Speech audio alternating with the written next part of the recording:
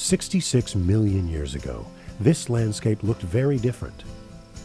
The rugged hills and sparse vegetation that make up Montana's Hell Creek Formation were instead rivers and dense forests.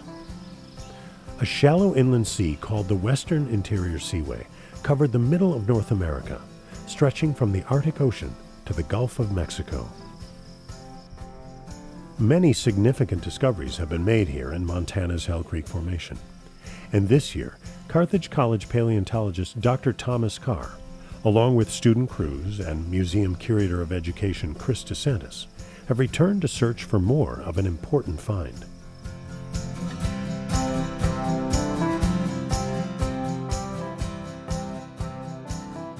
All right, let's do this.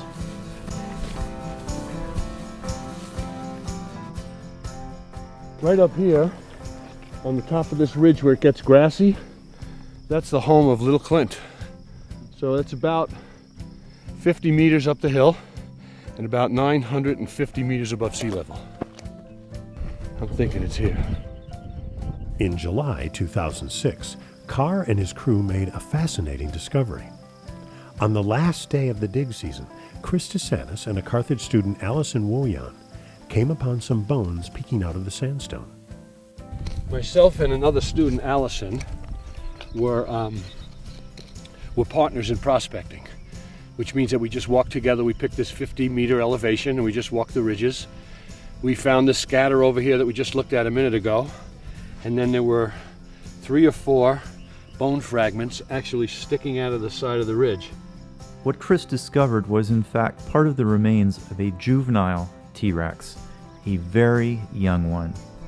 And the growth of T.rex just happens to be my research specialty because the growth patterns in this dinosaur are virtually unknown.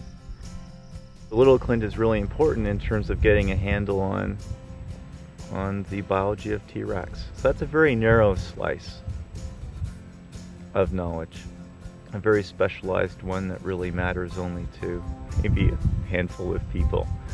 But it does give us a window on the bigger picture of the evolution of meat-eating dinosaurs. Finding one bone is the easy part.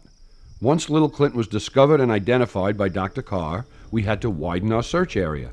Oftentimes, bones are carried away by the persistent process of erosion. So just ignore the shovel then?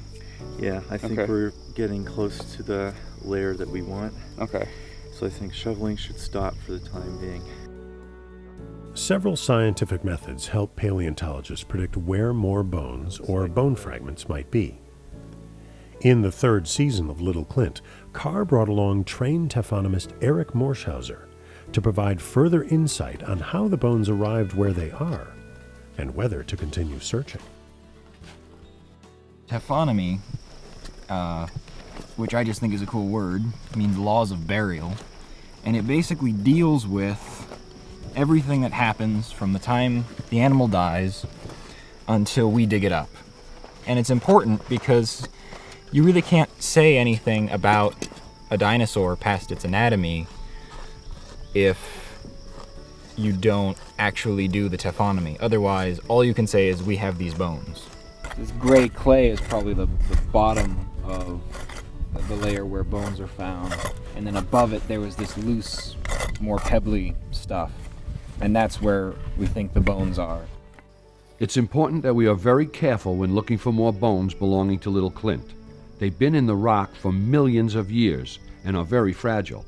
And it's easy to overlook bones when you've been in the 100-degree heat all day. No, Eric's observations were right on, you know. I mean, I guess it was frustrating for me because I dug this all out last year to think that I was doing it again. Mm-hmm. And if I didn't have your opinion, I would have stopped, just like we did last time. Although the entire skeleton of Little Clint remains elusive, enough important fossils have been discovered to provide powerful insight into the way young Tyrannosaurus rex may have lived and how they grew. The search for Little Clint is currently on hold as Dr. Carr further analyzes what these finds mean to the scientific community and to himself as a paleontologist.